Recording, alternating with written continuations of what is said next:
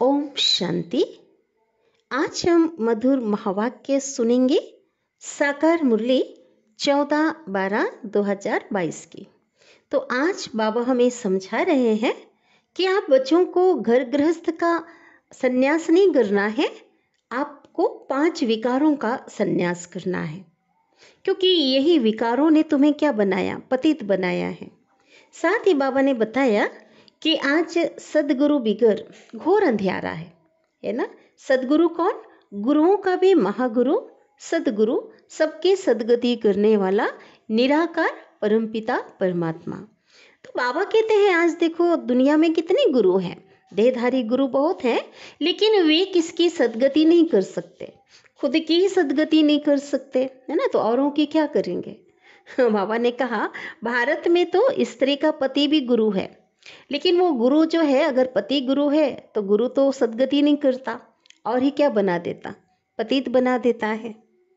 तो वास्तव में ये जो गायन है वो किसके लिए है? परमात्मा के लिए है। और एक बात बाबा ने ध्यान खिंचवाया है कि ईश्वर को सर्वव्यापी कहते हैं, है ना। माना सबके अंदर ईश्वर है या सभी ईश्वर के रूप है। तो बाबा कहते फिर ध्यान किसका करते हैं, याद किसको करते हैं। अगर ये बात सही होती, ठीक है, अगर ये सच्चाई इसमें है, फिर तो भक्ति बंद हो जाए, है ना। साथ ही बाबा ने कहा साधना फिर किसकी करें। और एक बात है कि ईश्वर तो कर्म बंधन में नहीं आता है ना, जन्म मरण कर्म बंधन से मुक्त है। फिर तो आज तो इंसान जो है, जो अपने को ईश्वर कहला रहे हैं, है ना, अगर उसका स्वरूप है, फिर वो बीमार क्यों पड़ता है ना। भगवान तो बीमार नहीं पड़ते हैं। तो ये सब सवाल पूछो। बाबा कहते जो लोग ऐसा मानते हैं या ऐसी बात सुनाते हैं, तो आप बच्चों को पूछना चाहिए। तो क्या है, लोग क्यों नहीं पूछते? क्योंकि डरते हैं, है ना। क्यों डरते? लोगों को गुरु से बहुत डर लगता है, क्योंकि गुरु कहीं श्राप ना दे दे। तो बाबा कहते वो क्या श्राप देंगे, श्राप तो रावण ने दे दिया है ना, वही दुश्मन है। तो इसलिए बाबा कहते हैं अभी तुम्हें उस दुश्मन पर ही क्या करनी है, योग बल से विषय प्राप्त करनी है। तो चले हम सुने आज की मुरली को विस्तार से। आज की मुरली का सार। मीठे शिव बाबा कहते हैं, मीठे बच्चे तुम्हें ज्ञान का तीसरा नेत्र मिला है। तुम अब त्रिकालदर्शी बने हो, है ना। आदि मध्य अंत को अभी हम तीनों कालों को जान गए हैं। लेकिन यह अलंकार जो स्वदर्शन चक्र है ना, अभी तुम्हें नहीं दे सकते। क्यों? क्योंकि तुम पुरुषार्थी हो। अभी हम सभी पुरुषार्थी हैं। अप डाउन स्टेज हमारी स्थिति अभी है ना। एक स्थायी रूप से तो अभी कोई है ही नहीं, है ना, किसी का पुरुषार्थ। इसलिए बाबा कहते हैं किसी को अभी नहीं दे सकते। आज की मुरली का प्रश्न। गृहस्थ में रहते कर्म अवश्य करना है, लेकिन किस एक बात की संभाल जरूर रखनी है ना। कौन सी बात की संभाल रखनी है? बाबा बताते हैं कर्म करते व्यवहार में आते अन्न की बहुत परहेज रखनी है। क्यों कहा बाबा ने? क्योंकि अन्न का प्रभाव मन पर पड़ता है ना, और मन का अन्न पर दोनों का बहुत बड़ा कनेक्शन है ना। जैसा अन्न वैसा मन, और जैसा मन वैसा अन्न। तो बाबा कहते हैं क्या परहेज रखनी है? पतितों के हाथ का नहीं खाना है, कोशिश करना है। विषय वासनाओं में जो लिप्त जो व्यक्ति हैं, है ना, विकारों से ग्रसित जो हैं, उनके हाथ का नहीं खाना है। क्यों ऐसा कहा बाबा ने? क्योंकि उसमें वाइब्रेशन होता है। जो जैसा व्यक्ति होता है तो उनके द्वारा वाइब्रेशन और तरंगे निकलती सूक्ष्म में, और उसका भी समावेश उस भोजन में हो जाता है, और उसका प्रभाव पड़ना ही पड़ना है। इसलिए अटेंशन रखना है, अपने को बचाते रहना है। कर्म सन्यासी नहीं बनना है, क्योंकि कर्मों का सन्यास तो कभी होता नहीं है ना। लेकिन परहेज जरूर रखनी है। अगर बाबा कहते पुरुषार्थ में आप आगे बढ़ना चाहते हो, अपनी स्थिति को, है ना, ऊंची रखना चाहते हो, तो ये परहेज रखनी है। तुम कर्म योगी हो, कर्म करते बाप की याद में रहो। तो विकर्म विनाश होंगे। ओम शांति। बाप बच्चों को बैठ समझाते हैं। जब कोई गीता आदि सुनाते हैं तो कहते हैं, श्लोक है ना, यदा यदा ही धर्मस्य ग्लानि भवति भारत, है ना, अभ्युत्थानम धर्मस्य तदात्मानम सृजम्यहम्, ऐसा पूरा श्लोक है ना, कि जब जब धर्म की ग्लानि अधर्म की वृद्धि होती है तब भगवान आते हैं। बरोबर धर्म की ग्लानि होती है। ग्लानि माना निंदा। तो भारत में धर्म की ग्लानि और अधर्म की वृद्धि हो जाती है तो शिव बाबा कहते हैं, मैं आता ही तब हूँ जब यह हालत होती है। बहुत दुख है, मौत सामने खड़ा है ना। सामने खड़ा है क्यों कहते हैं? आज किसी की कोई गारंटी नहीं है, किसी वक्त भी अंत समय आ सकता है। विनाश के लिए मुसल भी तैयार है ना। महाभारत की भाषा में मुसल और आज के आधुनिक भाषा में क्या है? मिसाइल्स। अभी तुम बच्चे जानते हो बाबा आया हुआ है आदि सनातन धर्म की स्थापना करने। ब्रह्मा द्वारा स्थापना, शंकर द्वारा माना साइंस के द्वारा विनाश और विष्णु द्वारा पालना। बरोबर यह तीनों कर्तव्य अभी चल रहे हैं।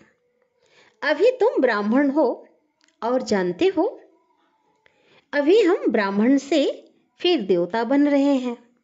अभी शिव बाबा के पोतरे हैं, है ना। ये वंडरफुल बात हम बाबा के बच्चे ही जानते हैं, है ना। कैसे पोतरे हैं शिव बाबा के, है ना, शारीरिक रूप से, है ना। ब्रह्मा के जो बच्चे हैं हम, ब्रह्मा कुमार कुमारी, इस नाते ब्रह्मा किसका बच्चा? शिव बाबा का। तो शारीरिक रीति से नाता शिव बाबा के साथ क्या हो गया? दादा। तो उसके हम कौन हो गए? पोतरे। और आत्मिक रूप में क्या है? आत्मिक रूप में तो सब बेटे हैं शिव बाबा के, सब बच्चे हैं। शिव बाबा का एक बच्चा कौन? ब्रह्मा। मुरब्बी बच्चा कहता है ना बाबा। एक से फिर तुम कितने बच्चे बनते जाते हो? आज लाखों की तादाद में हैं ब्रह्मा के बच्चे। पतितों को पावन बनाने की सेवा तुम कर रहे हो। यह है बेहद का यज्ञ। यज्ञ में, इस यज्ञ में कौन सा यज्ञ है? अविनाशी ज्ञान यज्ञ है ना। ये यज्ञ में सारी, इस यज्ञ में बाबा कहते सारी पुरानी दुनिया स्वाहा हुई थी। कब? 5000 पहले। इस यज्ञ के बाद फिर और कोई यज्ञ नहीं होगा। फिर तो नई दुनिया आ जाएगी। अब वहाँ तो कोई मटेरियल यज्ञ भी नहीं होगा और ये यज्ञ तो संगम में होता है ना। तो बाबा कहते फिर तो हजारों वर्षों के लिए कोई यज्ञ नहीं होगा, आवश्यकता ही नहीं होगी। सतयुग त्रेता में कोई भी यज्ञ रचते ही नहीं। यज्ञ रचते ही हैं विघ्नों को हटाने के लिए। यह तो बहुत भारी विघ्न है ना। अभी जो आने वाला जो विघ्न है ना, महाभारी युद्ध। तो बाबा कहते हैं आपदाएं जो आनी है ये बहुत भारी विघ्न है। तो बाबा कहते हैं तो इसके लिए तो बड़ा यज्ञ चाहिए। तो बाबा कहते यह है बेहद का यज्ञ, सबसे बड़ा यज्ञ यही है। इसमें पुरानी दुनिया की सामग्री जो भी है सब स्वाहा होनी, सब भस्म होना है। रुद्र अथवा शिव बाबा एक ही है। जैसे शिव, बाबा कहते शिव का रूप है, वैसे रुद्र रूप भी है। श्री कृष्ण तो साकारी है, शरीरधारी है। इसका सच्चा सच्चा नाम है शिव ज्ञान यज्ञ। रुद्र ज्ञान यज्ञ भी कहते हैं, लेकिन बाबा ने आज कहा शिव ज्ञान यज्ञ। शिव बाबा कहते हैं ना, रुद्र बाबा नहीं कहते। भोला भंडारी शिव बाबा को कहते हैं। यह है शिव बाबा का यज्ञ। उनसे हमें सृष्टि के आदि मध्य अंत की नॉलेज मिल रही है। तुम जानते हो हमको अभी ज्ञान का तीसरा नेत्र मिला है। देवताओं को तीसरा नेत्र दिखाते हैं ना, है ना। मस्तक में देवताओं को एक और आंख दिखाते हैं। वास्तव में ऐसा कोई स्थूल नेत्र नहीं होता। बाबा कहते यह है ज्ञान का तीसरा नेत्र, है ना। आत्मा को ज्ञान मिला ना, आत्मा के अंदर बुद्धि है जो तुम ब्राह्मणों को मिलता है, जिससे तुम देवता बनते हो। वहां तो तीसरे नेत्र की दरकार ही नहीं। कहा? सतयुग में। भाई देवताओं को नेत्र दिखाया, लेकिन क्या सतयुग में तीसरे नेत्र की जरूरत है क्या? नहीं। परंतु तुमको तो दिखा नहीं सकते, है ना। तीसरा नेत्र भी बाबा कहते नहीं दिखा सकते, क्योंकि तुम पुरुषार्थी हो चलते चलते भाग जाते हो। इसलिए जो फाइनल रिजल्ट वाले हैं उनको यह अलंकार दिए हैं, है ना। चाहे नेत्र की बात हो और चाहे वो स्वदर्शन चक्र की बात हो। नहीं तो देवताओं के पास थोड़े ही शंख चक्र आदि हैं, है ना। शंख किसकी निशानी है? ज्ञान की। तो ज्ञान शंखनाद तो भी करते हैं। वहां तो किसी प्रकार का शंख, स्थूल शंख भी बजाया नहीं जाता ना। देवताओं के पास नहीं है। यह सृष्टि के आदि मध्य अंत की नॉलेज तुमको सुना रहे हैं। उन्होंने फिर शास्त्रों में लिख दिया कि स्वदर्शन चक्र से फलाने को मारा, यह किया। बाबा कहते हैं मैं तो पतितों को पावन बनाने आता हूं। इसमें हिंसा की तो बात है ही नहीं, किसी को मारने की बात तो है नहीं ना।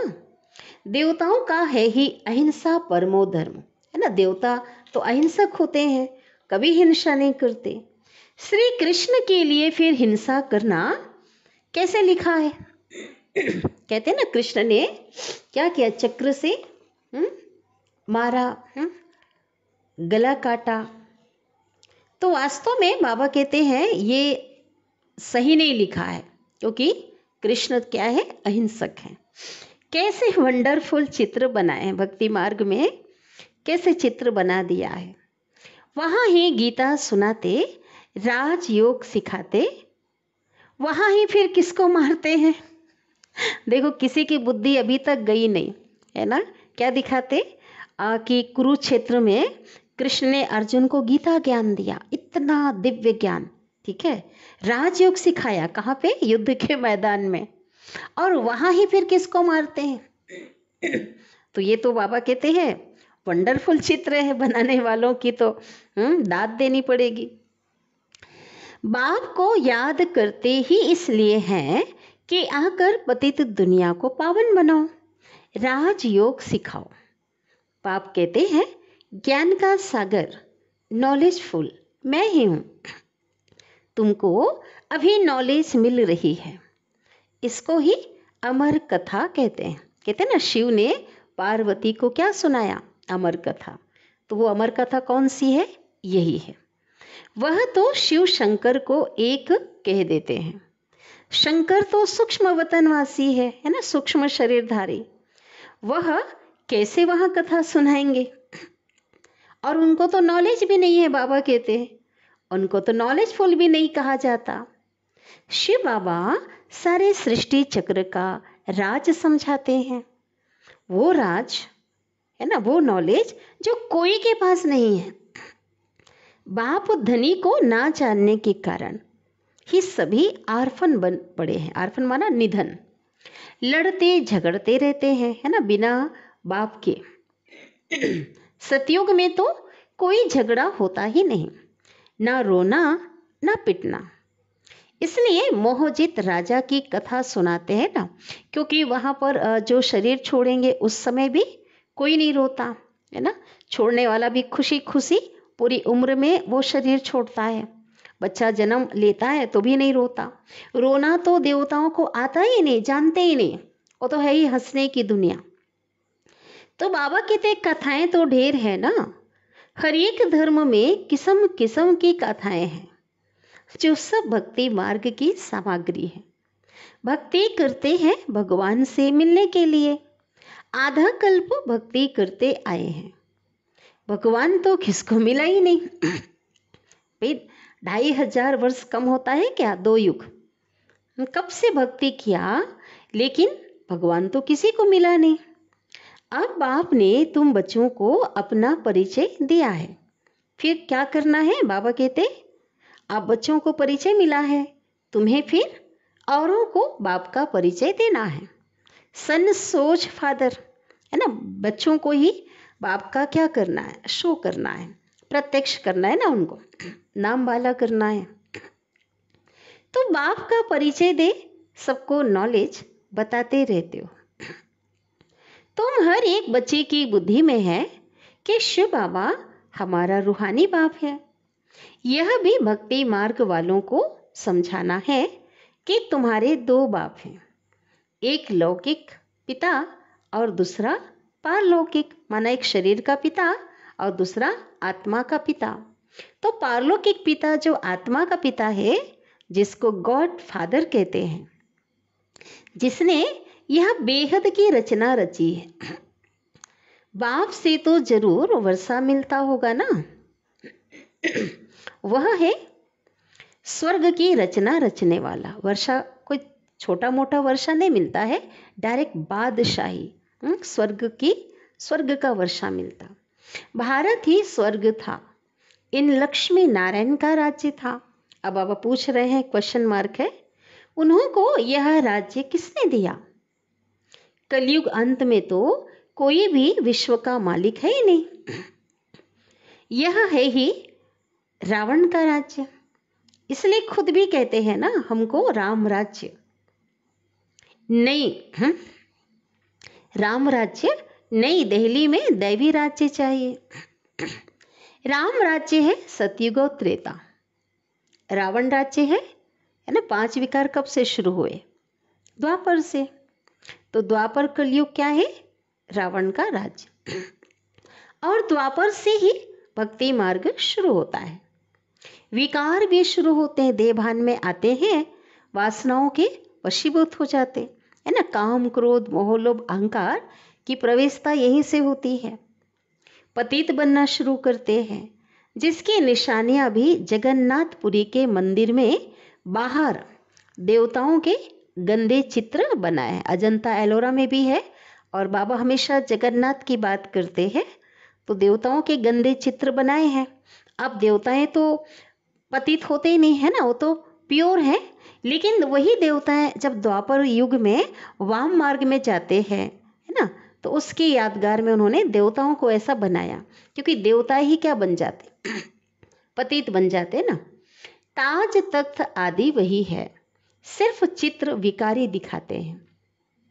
जब देवताएं वाम मार्ग में जाते हैं तो फिर धरती की उथल पाथल भी होती है। ये बाबा ने कई बार मुरली में, साकार मुरली में इस बात को क्लियर किया है कि जैसे कि युग तो चला आ रहा है ना, विनाश तो भी होगा, है ना, अंत में।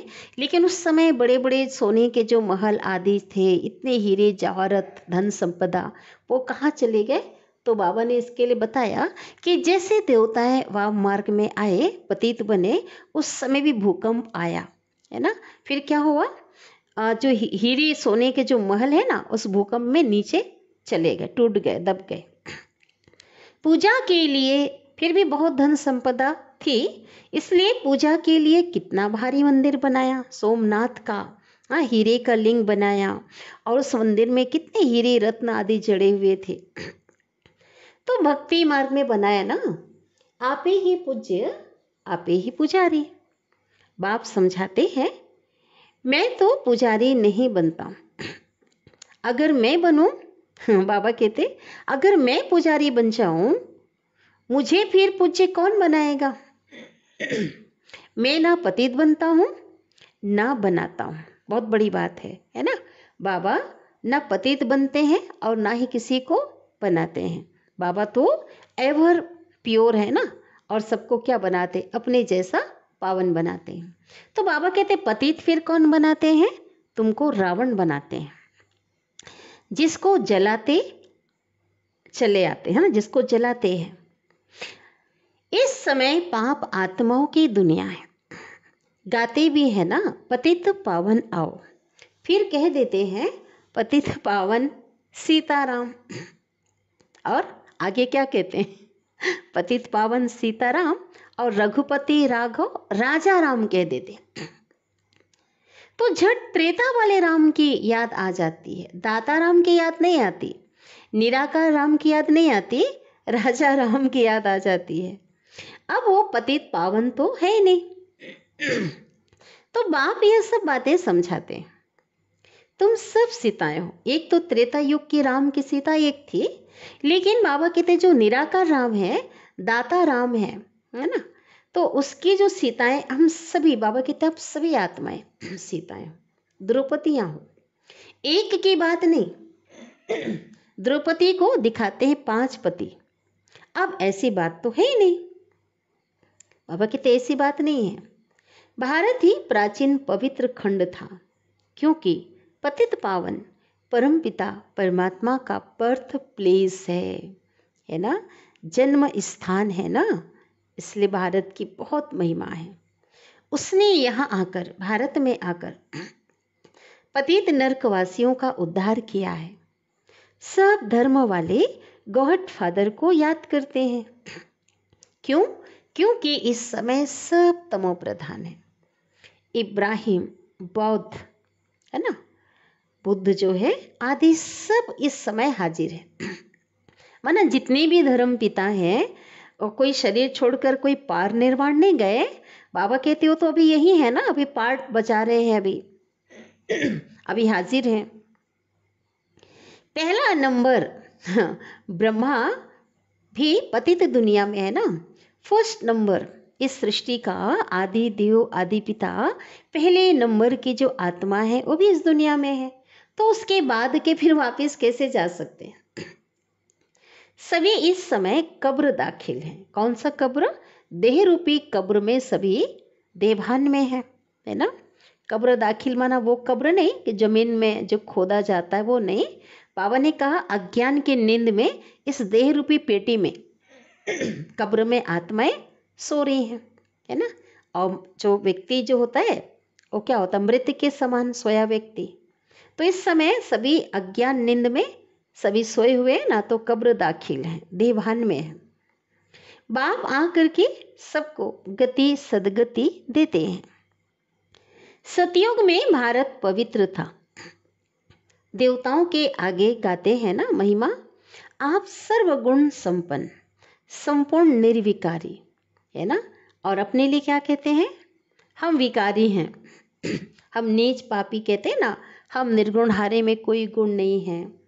तो अपने को एकदम तुच्छ समझते हैं उनके आगे जा करके, और एकदम बाबा कहते सच बोलते हैं, क्योंकि इस समय सब विकारी है। सबको निर्विकारी बनाने बाप को, है ना, पतित पावन परमात्मा को आना पड़ता है। तो पतित पावन बाप ठहरा ना कि पानी की नदियां, है ना। पानी की नदियां जो है आत्मा को पावन नहीं बना सकती। पानी तो शरीर के मैल को धोएगी ना, लेकिन आत्मा, पाप आत्मा, पतित आत्मा कहते हैं। अब आत्मा पतित बनी है तो पानी से कैसे धुलाई होगी? क्योंकि पानी तो आत्मा को गीला नहीं कर सकती, है ना। तो कैसे? तो बाबा कहते हैं पतित पावन ज्ञान सागर से निकली हुई यह ज्ञान गंगाएं हैं। शिव शक्ति सेना है, शिव से ज्ञान का कलश मिलता है। तो बाबा कहते हैं बच्चे गृहस्थ व्यवहार में रहते पवित्र बनो। कर्म भी जरूर करना है, क्योंकि यह है ही कर्म योग। कर्म संन्यास तो हो नहीं सकता। बाबा कहते कि जब तक आत्मा शरीर में है, अगर देख भी रही है ना, सुन भी रही है, श्वास भी ले रही है, भी तो कर्म है ना। एक जगह बैठी है भी तो कर्म है। तो जब तक आत्मा शरीर में है तब तक कर्म का संन्यास नहीं हो सकता। वह समझते हैं, सन्यासी क्या समझते हैं? घर में खाना नहीं बनाते, मांग करके भीख पर गुजारा करते हैं, इसलिए कर्म सन्यासी हैं। वह तो फकीर ठहरे। तो बाबा कहते अन्न तो विकारियों का पेट में पड़ता है ना।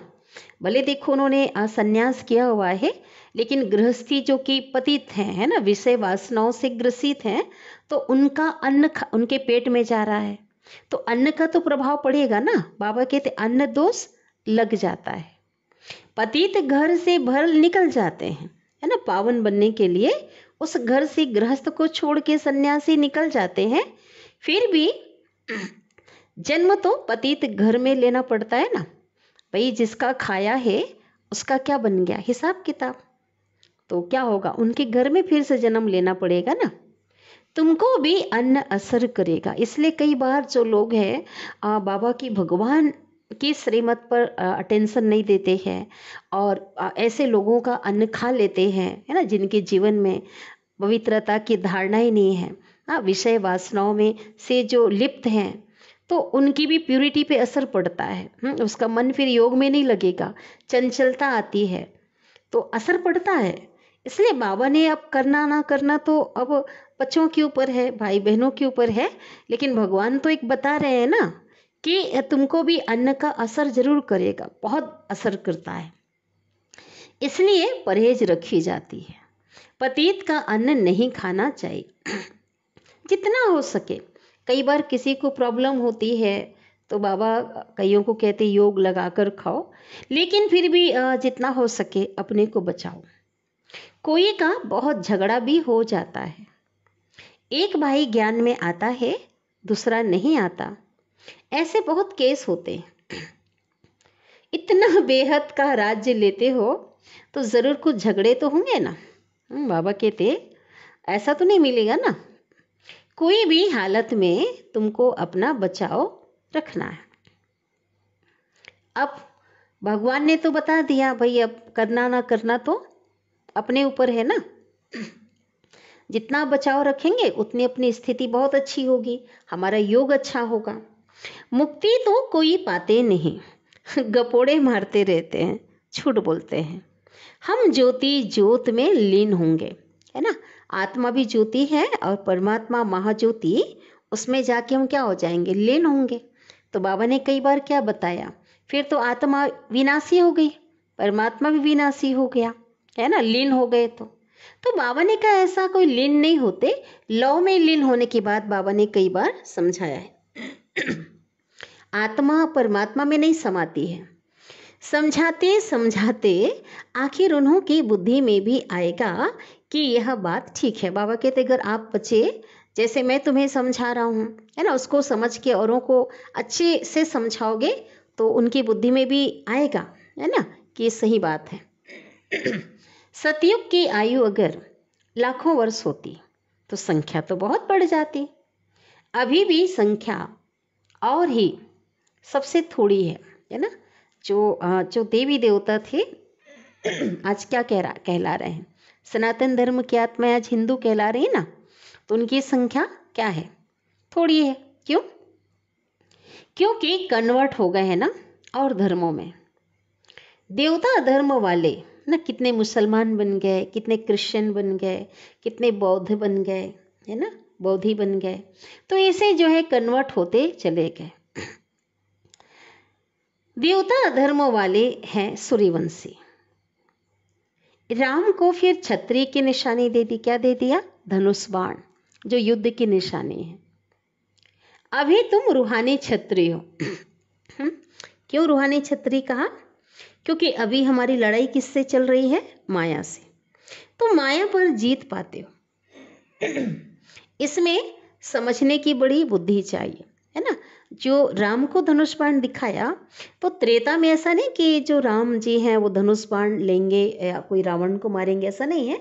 जो आत्माएं युद्ध करते करते, है ना, पुरुषार्थ कर रहे हैं और माया से युद्ध करते करते समय की समाप्ति हो जाती है, समय की घंटी बज जाती है और युद्ध करते रह जाते हैं, फेल हो जाते हैं ना, इसलिए वो त्रेता में चले जाते हैं। इसलिए वहाँ पे धनुष बाण दे दिया है, दिखाया है, लेकिन रियल में वहाँ कोई धनुष बाण की जरूरत नहीं है। एक निशानी है फेल की। तो बाबा कहते हैं योग भी बहुत सहज है। आत्माओं का योग लगता है परमपिता परमात्मा के साथ। योग आश्रम तो बहुत हैं, दुनिया में बहुत योग आश्रम हैं, कितने प्रकार के योग, परंतु वो सब हठ योग कराते हैं, माना कहीं ना कहीं शारीरिक योग है, आसन आदि है। यह थोड़े कोई कहते हैं कि परमपिता परमात्मा के साथ योग लगाओ, कोई भी नहीं कहते। तुम बच्चे जानते हो बाबा हमको दलाल के रूप में मिले, सौदा करा रहे हैं ना। कहते हैं माँ में कम याद करो, एक मुझे याद करो, अनेकों को नहीं, माँ में कम, एक मुझे याद करो तो खाद निकल जाएगी। आत्मा के अंदर जो विकारों की जो खाद है ना, कचरा, बाबा कहते वो निकल जाएगी। और याद करते करते मुझे याद करते करते तो मुक्ति धाम में चले जाएंगे। बाप बैठ समझाते हैं, बच्चे दुनिया का हाल देखो क्या हो गया है। तुम जो विश्व के मालिक थे अब बेगर बन गए हो। बेगर मना भिखारी बन गए हैं। फिर बेगर टू प्रिंस बनना है। भारत बेगर है, जो सोने की चिड़िया था आज भिखारी बन गया है, कंगाल है ना। उस हिसाब से पतित राजाएं पावन महाराजा महारानी मना लक्ष्मी नारायण के मंदिर बनाकर पूजा करते हैं, द्वापर से करते आए। निराकार शिव बाबा की भी पूजा करते हैं। जरूर कुछ किया होगा ना, है ना। बहुत बड़ा बाबा ने क्या किया है, कार्य किया है ना। देखो तभी तो इतनी पूजा हो रही, बाबा कहते हैं, है ना। तो जरूर कुछ किया होगा ना। आज हम जानते हैं बाबा ने क्या किया है। कितने मंदिर हैं तुम अभी जानते हो। 5000 वर्ष पहले भी आकर के राजयोग सिखाया था। किसने? शिव बाबा ने। तुमने अनेक बार राज लिया है और क्या किया है? गंवाया है। यही तो खेल है ना, लिया भी है और गंवाया है। अब फिर शांति धाम और सुख धाम को याद करो और दुख धाम को भूलते जाओ। क्यों? क्योंकि यह सब विनाश होना है और फिर तुम स्वर्ग के मालिक बन जाएंगे। तो शिव बाबा कहते हैं, मैं तुम्हारा बेहद का बाप भी हूं। तुमको बेहद का वर्षा देने आया हूं। तुम्हारी दिल में खुशी है कि हम अपनी राजधानी श्रीमत पर स्थापन कर रहे हैं, परंतु कैसे? सारा गुप्त है, कोई भी नहीं जानता, है ना। रावण पर जीत पानी है। गाया भी जाता है, माया जीते जगत जीत, है ना। जिसने 5 विकारों पर, माया पर जीत पाया वही जगत जीत बनेंगे, जगत के मालिक बनेंगे। 5 विकारों पर जीत पानी है, काम क्रोध मोह लोभ अहंकार, है ना। 5 विकारों का संन्यास करना है। खिवैया तो एक बाबा है, सबकी जीवन नैया विषय सागर से क्षीर सागर की ओर ले जाने वाला एक बाप है। सबकी सदगति करने वाले सदगुरु बिगर घोर अंधियारा है ना। गुरु बाबा कहते भारत में गुरु तो बहुत है, हाँ, लेकिन सदगति करने वाला सदगुरु एक है। हर एक स्त्री का पति भी गुरु है भारत में।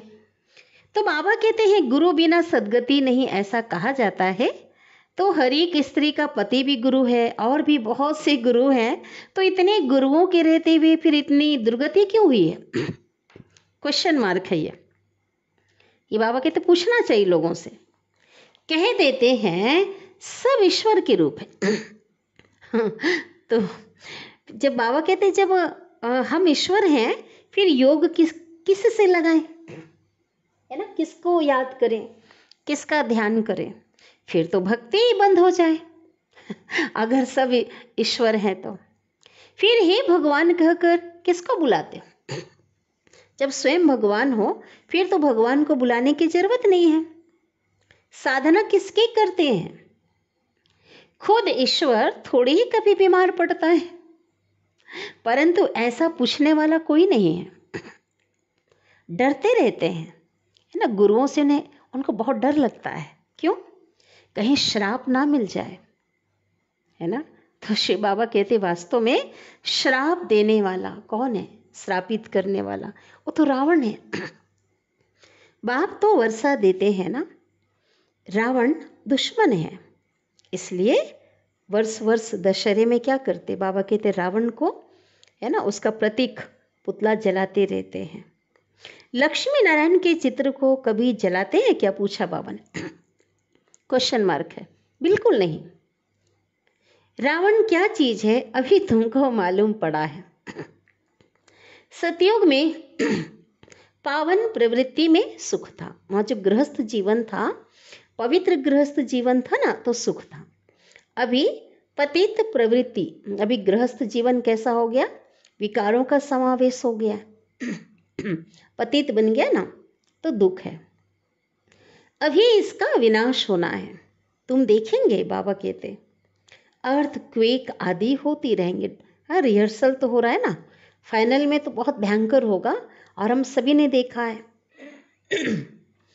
बाबा भी कहाँ तक बैठ शिक्षा देंगे, लिमिट होगी ना भाई। भगवान आखिर कब तक पढ़ाएगा? बाबा कहते एक सीमा होगी ना उसकी। उस सीमा क्या हो रही है अब? उस सीमा भी समाप्त होने जा रही है ना। राजाई स्थापन होगी और विनाश होगा। अंत में तुम बहुत मजे देखेंगे। शुरुआत से भी जास्ती, बाबा ने कहा। शुरुआत से, शुरू में बहुत जब हुआ, विभाजन का समय हुआ, हाहाकार मचा था, उस समय साक्षात्कार बाबा बहला रहे थे अपने बच्चों को। तो बाबा ने ये बताया, अंत घड़ी विनाश के समय बहुत मजे देखेंगे। कौन से मजे की बात कर रहे हैं बाबा? कि वो बाबा सबकी बुद्धि का तार ऊपर खींच लेगा और बैठे बैठे साक्षात्कार करते रहेंगे। इधर हाय तौबा मची होगी, हाहाकार मचा होगा। और जो ज्ञान योग में जो परिपक्व जो बच्चे हैं, वो बहुत साक्षात्कार करते रहेंगे कि सूक्ष्म तन में जा रहे हैं। सतयुग के नज़ारे बैठ करके देखेंगे। बाबा सुबह रस पिलाएंगे। बाबा ने बताया हुआ है ना, शुरुआत से भी जास्ती। वह तो पाकिस्तान था, है ना। विभाजन जब हुआ उस समय वहाँ थे ना, कराची में। बाबा कहते उस समय तो पाकिस्तान था। अभी तो विनाश का समय है।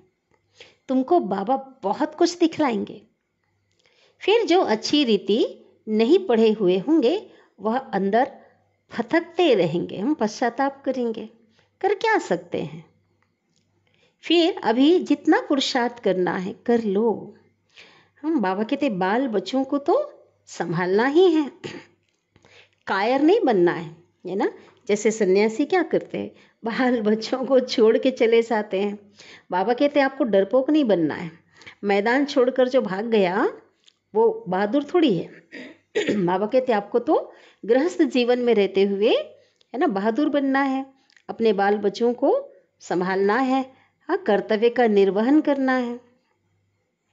कदम कदम श्रीमत पर चलना है, बाबा को याद करते रहना है, बस इसमें ही मेहनत है। बाबा और कोई ऐसा कोई हमें मेहनत नहीं देता, तकलीफ नहीं देते बाबा।